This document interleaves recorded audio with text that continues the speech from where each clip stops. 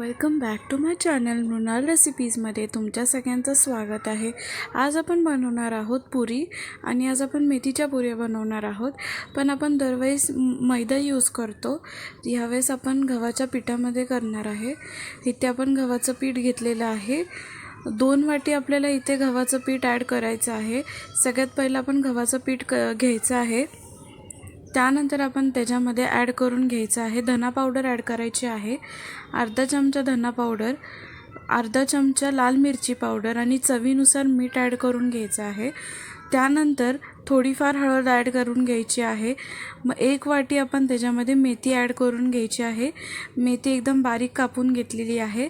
नंतर इथे हिरवी मिरची, अद्रक लसूणची पेस्ट आणि त्यामध्ये जिरा ॲड केलेलं, या सगळ्याची पेस्ट आपण याच्यामध्ये मिक्स केलेली आहे। आता सर्व पीठ आपण मिक्स करून घ्यायचं आहे चांगल्यापणे, म्हणजे सगळे मसाले आपल्या पहिले पिठामध्ये मिक्स होऊन जातील। त्यानंतर मग राहिलेले बाकीचे वरून जे आपल्याला पाणी आहे ते आपण नंतर ॲड करून घ्यायचं आहे।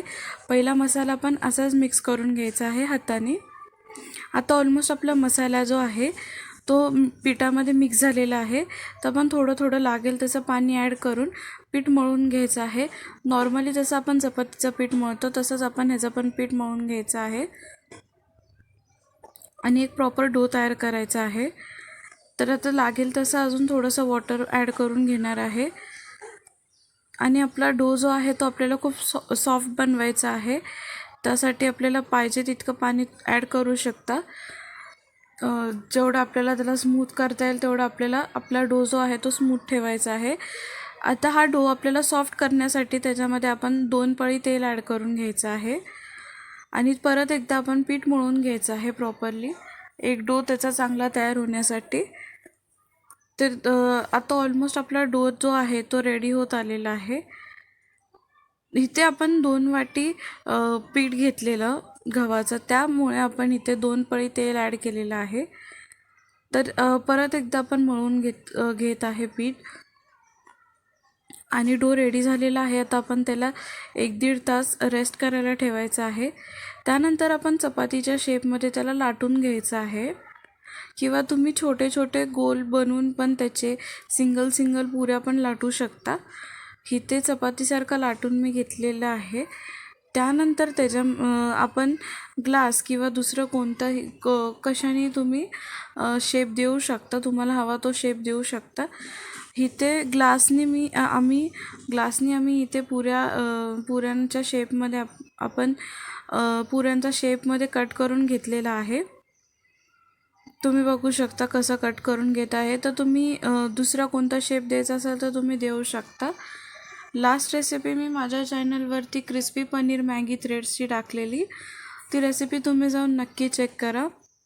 या रेसिपीसाठी लागणारे सर्व इन्ग्रेडियंट्स आणि माझा इंस्टाग्राम ID खाली मी डिस्क्रिप्शन बॉक्समध्ये ॲड करेन। इथे तेल गरम करून घेतलेलं आहे, आपण त्याच्यामध्ये एक करून ॲड करून घ्यायचं आहे। पुऱ्या आणि तळून घ्यायच्या आहेत। पहिले एकदम स्लो गॅसवरती आपण फ्राय करून घेणार आहे पुऱ्या, आणि थोडेसे फ्राय झाली आपली पुरी की आपण साईड चेंज करून घ्यायची आहे। जोपर्यंत आपल्या पुरीला असा थोडाफार गोल्डन कलर येत नाही तोपर्यंत आपण पुरी फ्राय करून घ्यायची आहे। आणि ह्या पुऱ्या टेक्स्चरमध्ये एकदम क्रिस्पी आणि क्रंची होतात। तर तुम्ही सुद्धा नक्की ट्राय करा ही रेसिपी, आणि तुम्हाला नेक्स्ट रेसिपी कोणती बघायला आवडेल तीसुद्धा तुम्ही कमेंट बॉक्समध्ये मला नक्की सांगा। तर तुम्ही बघू शकता की आपल्या पुऱ्या आता थोडेफार गोल्डन कलरमध्ये चेंज होत आहे त्यांचा कलर। जसे ते क्रिस्पी होत जातील तसा त्याचा गोल्डन कलर येत जाईल।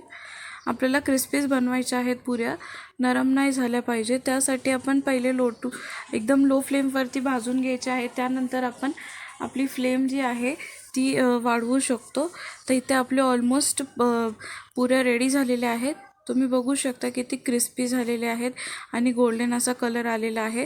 कशी वाटली रेसिपी तुम्ही कमेंट करून नक्की सांगा। Thank you for watching.